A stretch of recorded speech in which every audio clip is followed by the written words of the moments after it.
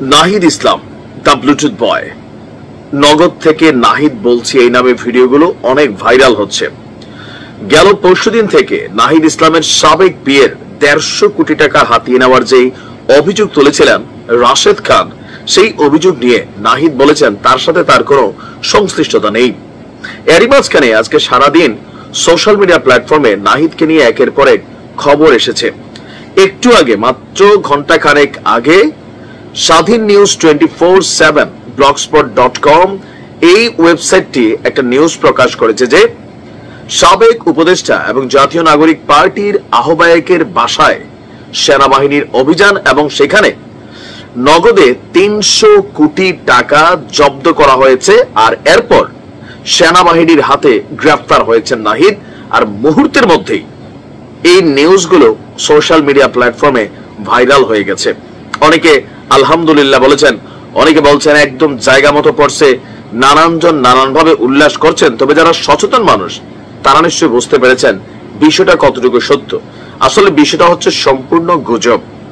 নাহিদ ইসলাম যদি গ্রেপ্তার হয়, প্রথমে আমাদের গণমাধ্যম যেগুলো মূলধারার, আমি আবারও বলি, অনলাইনে আপনারা আমাদের রাজনৈতিক দলগুলোর যে অফিসিয়াল পেজ আছে বা তাদের নামেও ভুয়া পেজ আছে। কেন ভুয়া পেজগুলো? এই কারণেই যে আওয়ামী লীগের নাম দিয়ে একটা ভুয়া পেজ তৈরি করে এখন 10টা ইউনুস বিরোধী পোস্ট দিলে সেখানে আওয়ামী লীগের নেতা কর্মীরা মনে করবে yes Awami League supporter team.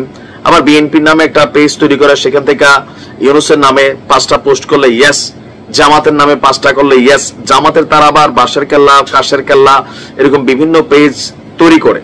তো এগুলোর মধ্যে সবগুলা যে অথেন্টিক না সেটা বুঝতে গেলে একটু কষ্ট হচ্ছে ইদানিং সময় ফেসবুকের কারণে।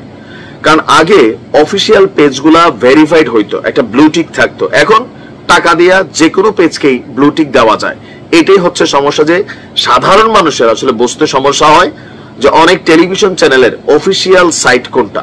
তবে সেই ক্ষেত্রে ফলোয়ার্স খেয়াল রাখবেন, লাইক কমেন্ট গুলা খেয়াল রাখবেন, অথবা নিউজের ক্রাইটেরিয়া খেয়াল রাখবেন। যেই খবরটা ছড়িয়েছে যে আপনার জাতীয় নাগরিক পার্টির আহ্বায়কের বাসা থেকে 300 কোটি টাকা জব্দ, সেনাবাহিনীর অভিযানে গ্রেফতার নাহিদ শীর্ষক শিরোনামে প্রকাশিত এই প্রতিবেদনটি স্বাধীন নিউজ 24/7 blogspot.com তাদের ওয়েবসাইটে খুঁজে পাওয়া গেলেও প্রতিবেদন প্রকাশের তারিখ ও দৃশ্য, প্রকাশক হিসাবে সময় টিভির লোগোটাও ব্যবহার করা হয়েছে যেন মানুষের কাছে এটা বিশ্বাসযোগ্য হয়। আসলে এটা হচ্ছে টোটালি ভুয়া এবং গুজব। নাহিদ ইসলাম গ্রেফতার হয়নি, বা তাকে গ্রেফতার তো দূরের কথা, সাবেক আমাদের রানিং উপদেষ্টা আসিফের যে পিএ, তার বিরুদ্ধে যে 313 কোটি টাকার অভিযোগ, তারই তো এখনো গ্রেফতার করা হয়নি। জিজ্ঞাসাবাদ, পাসপোর্ট জব্দ করা হয়েছে, সম্ভবত বিদেশ যেন যাইতে না পারে এরকম অ্যাক্টিভিটিস নেওয়া হয়েছে, কিন্তু এর বাইরে কোনো আমরা কি বলা হয় যে আর কোনো অ্যাক্টিভিটিস দেখিনি। তো এই খবরটা সম্পূর্ণ ভুয়া, বাট অনেকে এটা নিয়ে সত্য মনে করে ফেলছেন। ওই যে মাঝখানে বললাম যে ফেসবুকের কিছু টাকা কামানোর ইস্যুগুলাতে সাধারণ মানুষ বিপদে পড়ে যে কোনটা সঠিক কোনটা ভুল। আমার নামেও অনেকগুলা ফেসবুকে পেজ আছে, ইউটিউবেও দেখবেন বিভিন্ন চ্যানেলে ভিডিও আপলোড করে।